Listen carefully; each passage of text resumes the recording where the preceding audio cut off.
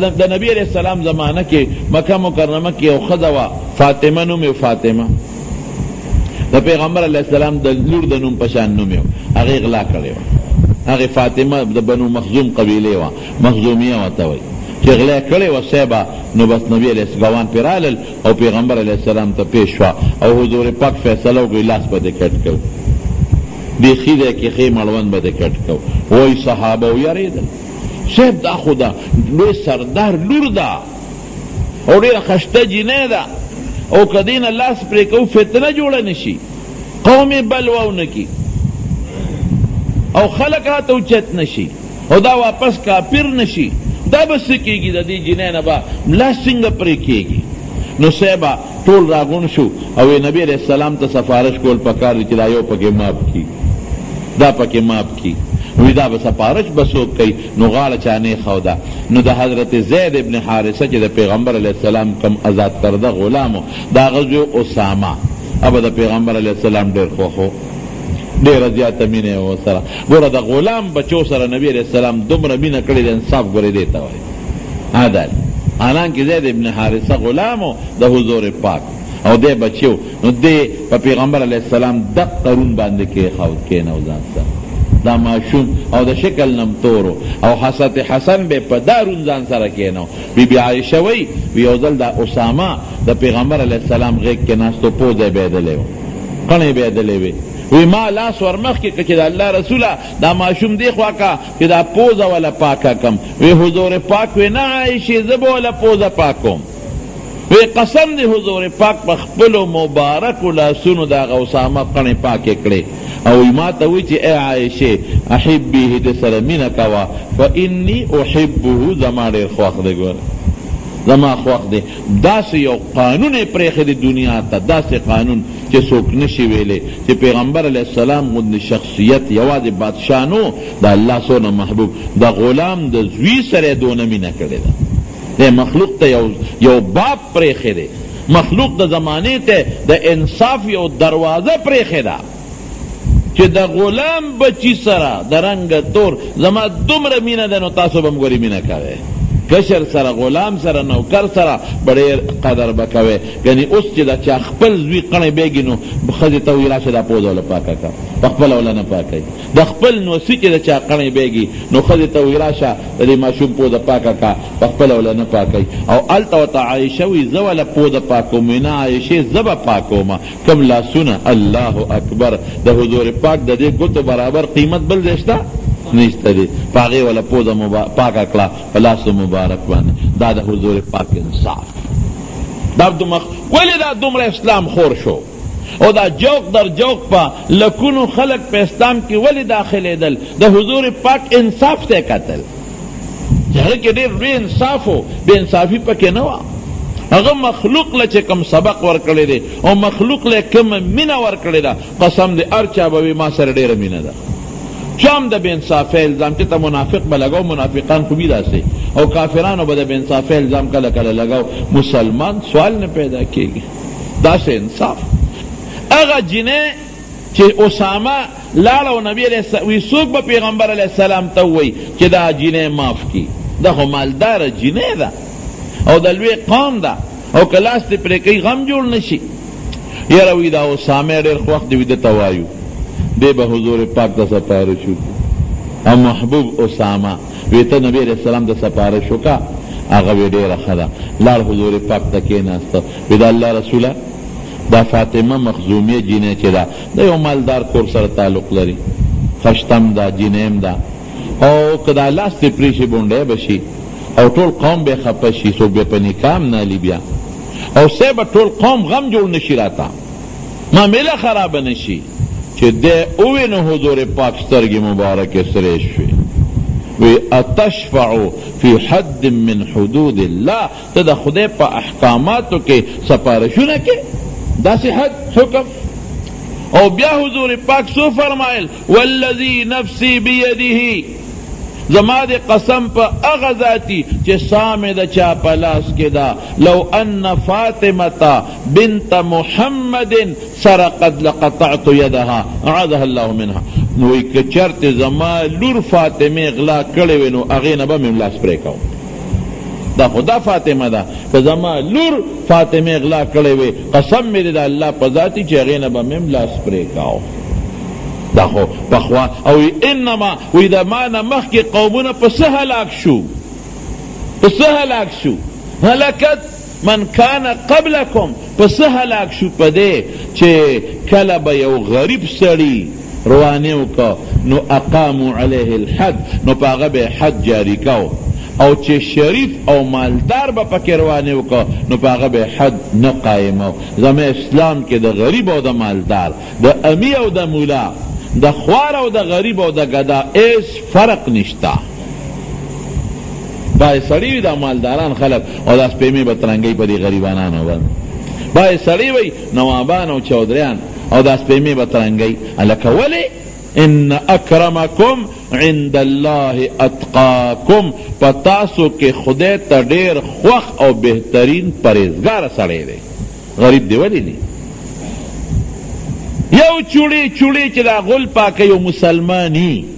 یو جاروکخ چې مسلمانی قسم په خدای چې 50,000 اوباما د امریکې بادشاهان او د روس بادشاهان یو ځای کا که د خدای په دربار کې دی مسلمان نوک تم رسی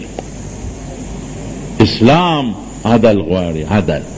نو او نبی علیہ السلام ودا داسې ته کټ کړ بالکل یې رعایت یې ورسره ونه کړ او بیا خدای څه وکړل هغه جنۍ وادم شوه عایشه صدیقه فرمایي وی حسنت توبتها وی ډېره ښکلې توبه یې وویسته بیا او پیغمبر علیہ السلام لبراتلا دا مسئلو تپوسونه بے کول نو ما با دا دی مسئلہ پیغمبر علیہ السلام تا بیانولا اس مسئلہ جوڑا نشو ہر انسان با عدل کی کور کے دن بچو سر با عدل کی پلار با عدل کی بعد پلار ظلم کی یو بچی تا پا خ نظر گوری بل بچی تا پا بد نظر گوری بعد چکم مالداری اغا سر بین ریری او چکم غریبی اغا بدیش بعد سالی چکم زوی مالداری نو اغا نبوتا کی دا دی غریب دا پارا لکه دا سمکو ظالم کېږه ما ظلم مکو ووایه چې دا کم زوی دی مالدار دی وی بچې دی غریب روغ سره مدد وکړي په مینه ورته ووایه په محبت ورته ووایه مسله ورته ووایه خو دا نه چې بس د هغه نه به شی اخلی او دی بل له به ورکوي د هغه نه به شی اخلی او دی بل له به ورکوي پلار به ظلم نه کوي پلار به بچو سره دونه انصاف کوي چې دوه ماشومان یو ښکلی نو بل به هم ښکلی دې ته انصاف وایي ظلم به نه کوي پلار د بچو سره بعد پلارانی او نیکانی او دینداری او بیام د بچو سره ظلم کوي نه ظلم به بالکل نه کوي یو مثال در تخیم یو صحابی مشکات شریف کی حدیث تے یو صحابی تخذی وی دا زما دی بچی دی غلام ورکا خو گوری پیغمبر علیہ السلام پہ گوا کا آغا وی دیر خدا لار نبی علیہ السلام تا کیناست وی دا اللہ رسولہ زما دا زوی دی او دا دخ مور چی دنو آماتا ہوئی چی دلی غلام ورکا خو پیغمبر علیہ السلام پہ گوا کا مطلب یہ دو چی سباغ نور میرنی رونے وہ سر جنجال نہ کئی من بہو چی پدی نبی علیہ السلام گوا شوی دی حضور پاک دا آغا بابان دا آغا پلان والا تپوسو کو وی نورو بچو لدی دا سے غلامان ورکڑی دی چی دل ورکے وی نا نور لخمین دی ورکڑی وی انی لا اشهد علی جور وی زا پا ظلم گوی نکو پا ظلم ماننے گواہی نہ کم یولا ورکیو ما پی گواہ کیو نور پریدے دیر خلق داسی چی بعد وارثان دا میراث نہ محروم کی پجن دا سے تصرفاتو کی کہ یو وارث دا میراث نہ محروم کی اور مشکات شریف پدے اخیری کے دا حدیث موجود دے پدے جلد اول کے دے ثانی کے دے وہ اخیری جلد کے دے کتاب الوصایا کے دے مشکات شریف کے الفاظ معنی دا سے دا چی کم انسان یو وارث دا میراث نہ محروم کا دا سے حیلے بانے تالاش کرے کہ یو وارث درست میراث کی سب پورا ملو نشی وی دے بدا قیامت پر اس خدای دا جنت دا میراث نہ محروم کی وائے کنا سو منہ منگ پدے کے ظلم نہ کم زمارونو دا دنیا دویم نمبر کے دا اول نمبر اللہ دے گورے دنیا دویم نمبر کے اول نمبر اللہ دے اول نمبر دا اسلام دے دا اسلام تپوس بدن قبر کے گی دا ٹیپر مولو تپوس بے نہیں کی گی کہ پپٹی کی رسم ٹیپر کری لی مدن ایسو نہ کو دا تنخواہ تپوس بے نہیں کی گی جسم تنخواہ گانے دے غشتی دی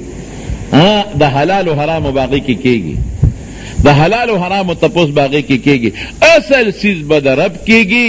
د پیغمبر مبارک بکیگی او د اسلام بکیگی په اسلام او په شریعت په ځان برابرو مونږ به کوشش کوو چې زمونږ نه لوی رب راضي شي چې خدای راضي شو غمونه پرېږدوه چې الله راضي شو خبره ختمه شوه د مخلوق په اړه کې به خدای در سره مینه ونه واچي او مخلوق ډېر خوشحاله نه چې خپل کار دی کوي خو چې رب خوشحاله شي اصل خو الله دی مونږ له دا جون الله را کړی دا مال الله را کړی دی د عزت الله را کړی دی دا روغ سترګې الله را کړی دی دا روغ غوږونه الله را کړی دی دا روغ ژبه الله را کړی ده دا روغ ګردې او روغ صحت پروردګار را کړی دی زمونږ عزت هغه سره په لاس کې دی زمونږ ذلت د هغه په لاس کې دی زمونږ بچي د هغه په لاس کې دي زمونږ ژوند او عمر د هغې ذات په لاس کې دی او مونږ یې څومره ښکلې پیدا کړي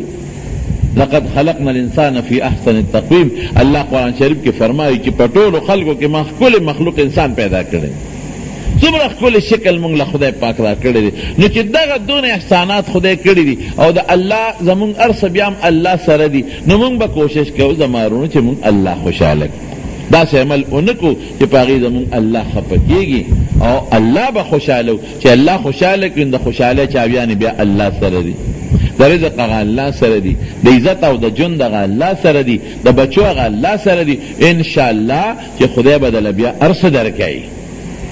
دې کې بیا فکر نه کوي نو پلار به بچو سره انصاف کوي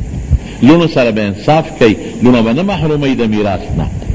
نور ولې د میراث نه محروموي پلار زامنو کې به انصاف کوي یو زوی له ډېر ورکول او بل له لږ ورکول دا ظلم به نه کوي ډېر مې داسې پلاران لیدلی دي چې کور یو زوی له ورکي او بل په همسایه‌توب کې اوسېږي